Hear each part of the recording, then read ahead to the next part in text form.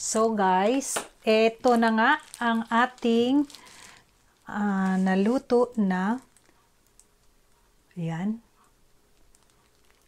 photo plan. So, tingnan na natin isa-isa kung nabuo ba. Oops! Wow! Perfect! O, tignan na nyo naman guys. Napaka-perfect ng ating photo plan. Oh, ayan. Napakaganda.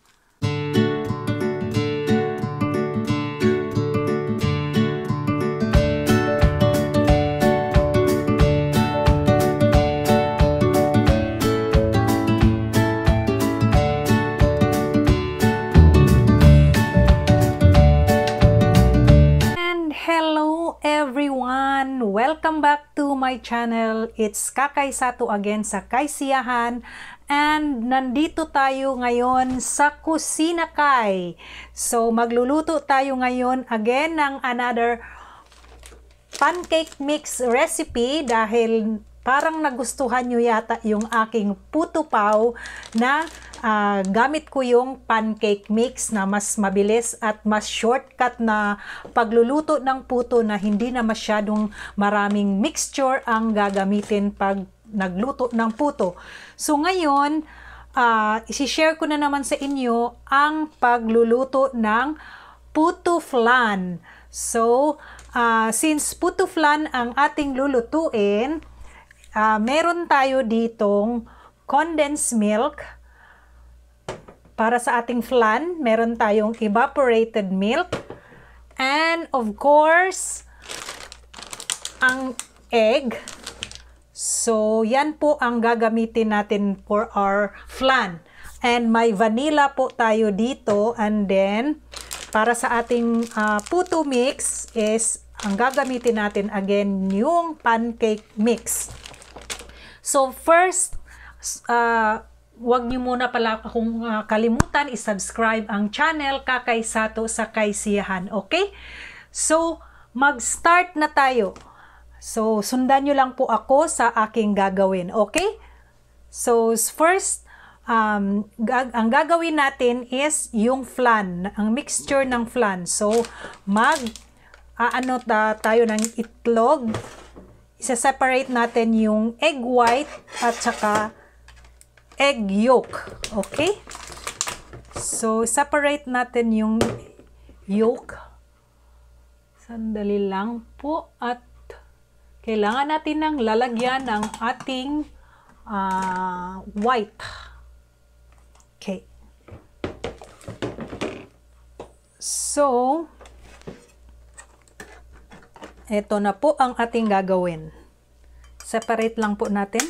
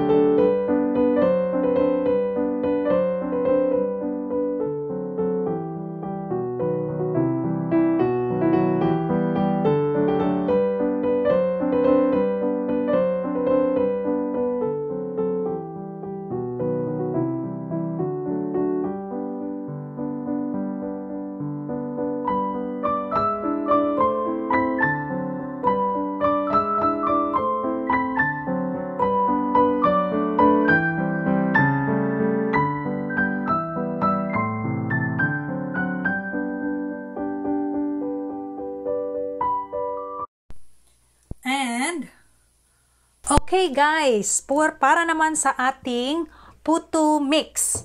So since may tatlong package tayo dito and according to the package, So, isang itlog, 100 ml na water, and then water or milk ang gagamitin natin. Okay?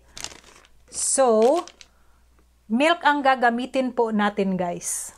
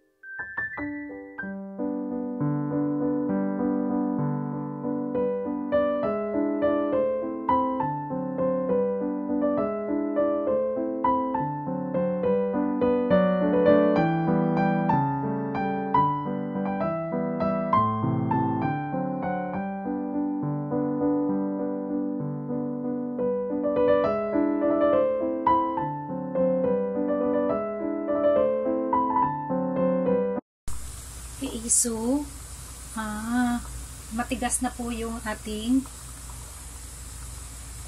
flan. So, anuhin na natin, tanggalin na natin siya.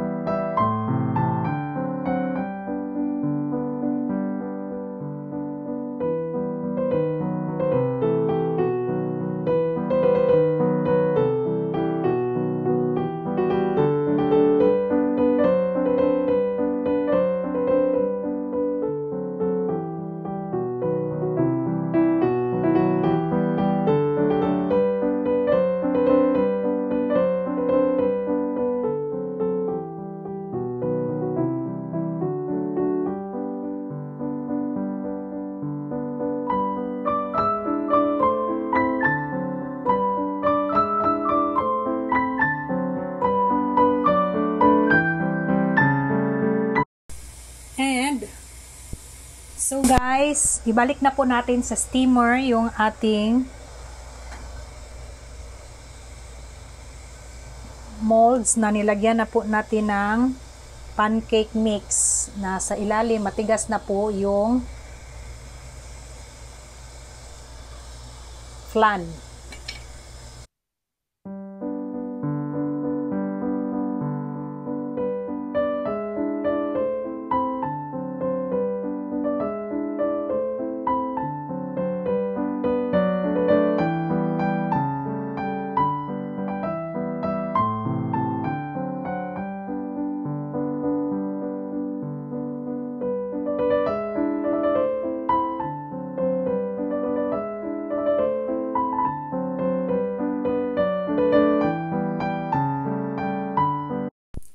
Hello.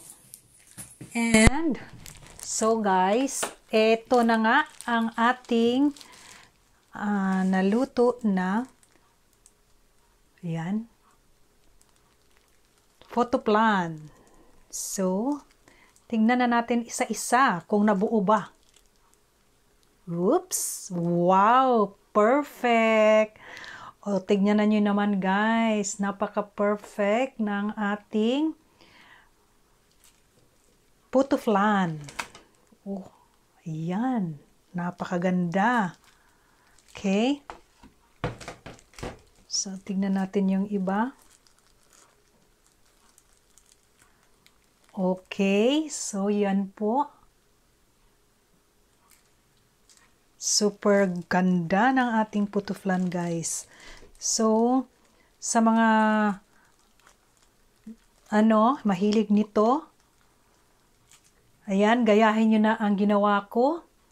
Napakasimpleng pancake mix. At saka, tignan nyo naman yung kanyang puto. Ayan, napakaganda.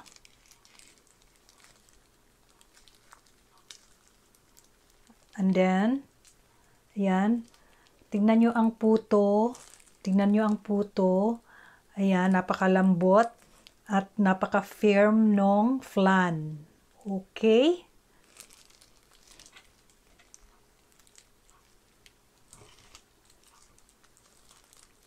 Yan, wala pong palpak.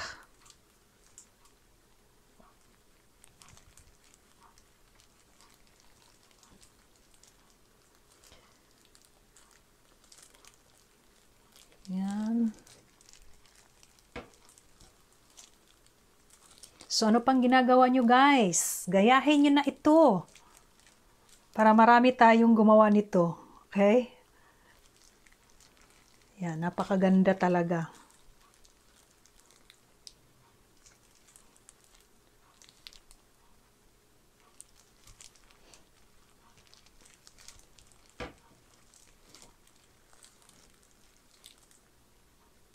Yan.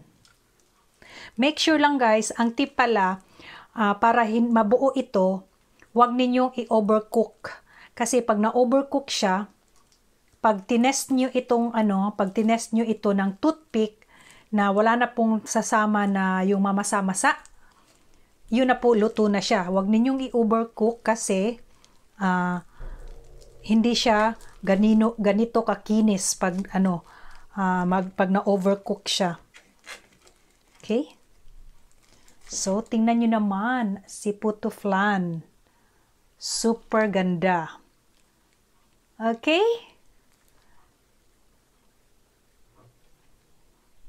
Kainan na po guys.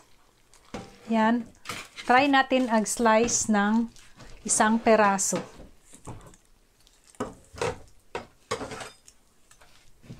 Yan. Slice natin ang isang peraso. Ito na lang. Wow! Oh. Napakaganda ng Tignan nyo naman yung dough ng ating tignan nyo yung dough ng ating pancake mix na ginamit. Tapos yung flan. 'Di ba? So, ayan, kainan na guys. This is Kakay Sato sa Kaisiyahan. Thank you so much for watching everyone. Sana mag-subscribe kayo sa aking channel at gayahin nyo rin itong ginawa ko. Napakasimple po. Again, bye-bye. Thank you for watching everyone.